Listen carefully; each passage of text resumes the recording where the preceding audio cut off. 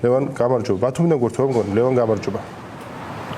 გამარჯობა. მადლობა რომ ხართ ჩვენთან ერთად. სუდად მესმის თქვენი ხმა. გესმით ახლა ჩემი ხმა ლევან? აი ნორმალურად. ვეცდები ცოტა ხმამაღლა ვილაპარაკო მაშინ. გზია ამაღლობელის განაჩენს ველოდებით ამ კვირის ბოლოს, ამ კვირაში.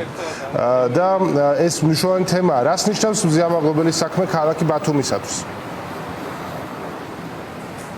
ხო, უნდა დავიწყოთ საუბარი იმაზე, რომ ქვეყანაში გვყავს 60-ზე მეტი პოლიტპატიმარი, რა თქმა უნდა, ყველა ადამიანის თავისუფლება არის ჩვენთვის მნიშვნელოვანი, ნებისმიერი ქართველისთვის ალბათ, თუმცა მზია ამაღლობელი ზვია ცეცხლაძე, რომელსაც აქვს წარმომავლობა ბათუმიდან, რა თქმა უნდა, უფრო მეტად სენსიტიურია ნებისმიერი ბათუმელისთვის თუ აჭარელისთვის, ხო? თამამად შეგვიძლია ამის თქმა.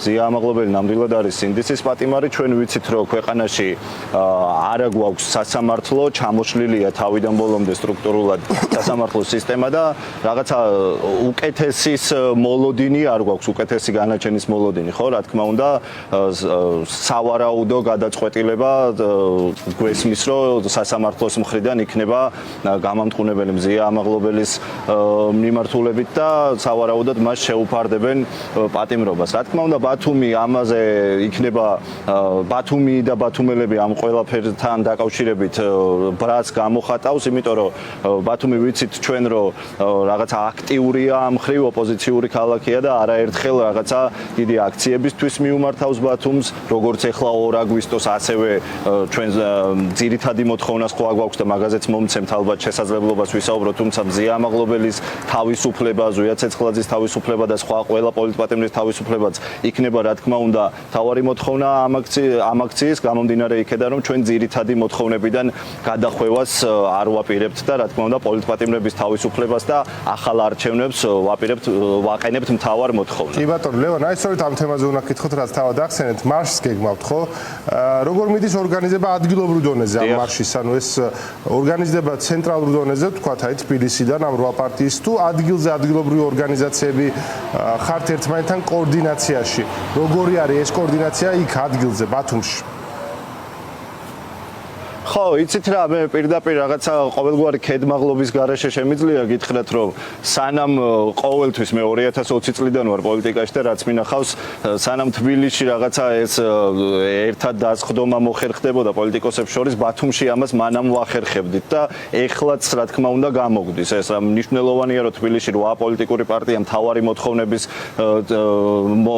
მოთხოვნებით რა თქმა უნდა გაერთიანდა, თუმცა ბათუმში ჩვენ არ გვიჭირდა და არ გვიჭირს ამაზე საუბარი და რა თქმა უნდა ჩვენ ვართ ჩართული და ჩვენ მუშაობთ იმაზე რომ აქცია შედგეს და კარგი აქცია გამოვიდეს მთავარი მოთხოვნებით ახალი არჩევნები კიდევ ერთხელ გავიმეორებ 2 აგვისტოს და პოლიტპატიმრების თავისუფლება ხო ეს აქცია იქნება 8 საათზე ბათუმის ცენტრალური პარკის კოლონადებთან მე ორიოდე სიტყვით ბათუმს რახან ეხება ეს აქცია მინდა გითხრათ რომ აი ვახსენე რომ 2020 წლიდან ვარ პოლიტიკაში 2020 წელი რო გავიხსენოთ იქაც გაყალბებულ არჩევნებს ვაპროტესტებდით მაშინ და ასევე ქედმაღლობის გარეშე და რაღაცა მოურიდებლად ვიტყვი რომ რაღაცა უფრო დიდი მუხტი მაშინ თავისუფლების კვარტალი მთავრობის სახლთან ქონდა ბათუმში უფრო დიდი მუხტი ჩემი ღრმარწმენით ბათუმიდან გადაეცა დედაქალაქს და შემდეგ ვნახეთ ის მოვლენები როგორც განვითარდა ხო იმ ხელა საპროტესტო მუხტი იყო 2021 წელი რო გავიხსენოთ მაშინ თვითმმართველობის არჩევნები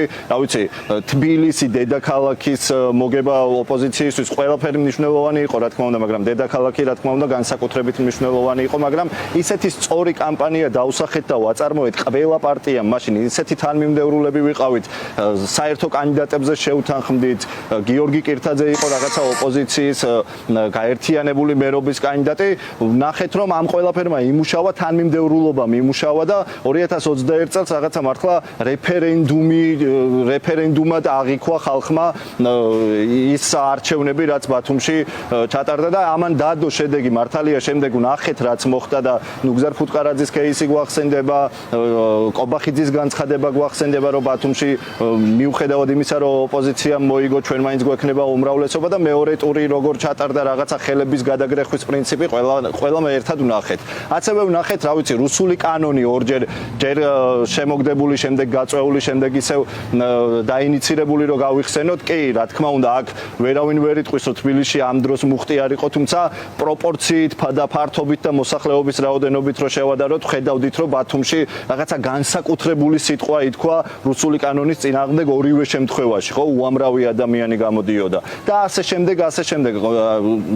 თუნდაც ის გემი, რუსული გემი რო გავიხსენოთ, რომელიც ბათუმში შემოვიდა, საკადრისი პასუხი გავეცით, ხო და 2024 წლის გაყალბებული არჩევნები თბილისის პარალელურად ბათუმშიც რაღაცა ძალიან მნიშვნელოვნად გაპროტესტდა, ხო? ნახეთ რაღაცა ძალიან ბევრი ადამიანი გამოსული, ნახეთ ის რომ ადამიანები შეგუებას არაპირებენ და დღესაც ბათუმში ვართ თანმიმდევრულები.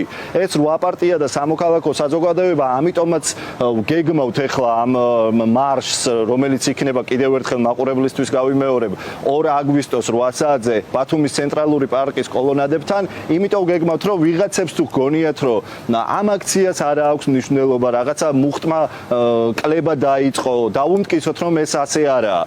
კლება როგორ დაიწყო მუხტმა, როცა რა ვიცი, სწორედ იმის გამო რომ 254 თუ ზუსტად არ მახსოვს 255 დღეა ადამიანები ქუჩაში დგანან. სწორედ ამიტომ მოდის ის სანქციები, სწორედ ამიტომ არის ის დაძაბულობა ქართულ ოცნებაში შეგნით და რაღაცა შიდაკლანური დაპირისპირება, ხო და აჭარა კიდე განსაკუთრებულია ამ შემთხვევაში რიჟვაძის кейსი რო გავიხსენოთ და მე ადამიანურად თქვენს ეთერსაც, თქვენი ეთერის მეშვეობითაც გამოვიყენებ ამ შესაძლებლობას და მას ჯანმრთელობას უსურვებ, რა თქმა უნდა. ამიტომ რაღაცა მუხტმა კლება კი არ დაიწყო. ჩვენ გვესმის რომ 254 დღის განმავლობაში 100,000 ადამიანი ამ 254 დღის განმავლობაში ვერ იდგება ქუჩაში, მაგრამ კარგად უნდა გვესმოდეს რომ ის რომ ყოველდღიურად ბათუმსა, სხვა დიდ ქალაქებში, დედაქალაქში განსაკუთრებით ადამიანები რომ იკრიბებიან, ესე იგი რაღაცა შეუგუებლობაა ქვეყანაში და ჩვენ კარგად გვესმის რომ ამ შეუგუებლობას მოაქვს შედეგი და რაღაცა თანამშრომლობა და უნდა დავარქვა ნებისმიერ ვარიანტში, მიუხედავად იმისა რომ მართლა ადამიანურად ბევრი თანამებრძოლი მყავს იმ პარტიებში, ვინც გადაწყვიტა რომ შესულიყო ამ არჩევნებში და ლეგიტიმაციაზეც შემიძლია ვისაუბრო. მე კი არ შემიძლია, კაცო, ევროპარლამენტი გვეუბნება და რეზოლუციას იღებს ამ თემაზე. მე თითქოს ამბობენ რომ სხვანაირად გითხრა, მაგრამ არანაირად არ უთქვამს სხვანაირად ევროპარლამენტს. პირდაპირ გითხრა რომ ბიძინა ივანიშვილს და ქართულ ოცნებას ჩვენ ვაძლევთ ლეგიტიმაციას იმ შემთხვევაში თუ რაღაცა თვითმმართველობის არჩევნებად წოდებულ რუსულ სპეცოპერაციაში მივიღებთ მონაწილეობას. ამიტომ ბათუმში დღეს აქციაზე რო გახვიდეთ, აი ქუჩაში ეხა სადაც ვდგავარ, რო შევხვდეთ ადამიანებს და დაველაპარაკოთ, მივხვდებით რომ ეს ასე არაა და ადამიანები ასე არ ფიქრობენ. და ეს არჩევნები ვერანაირად ვერ შედგება როგორც არჩევნები, იმიტომ რომ როგორც სასამართლო, ასევე არჩევანის უფლება ქართულ ხალხს ბიძინა ივანიშვილმა წაართვა.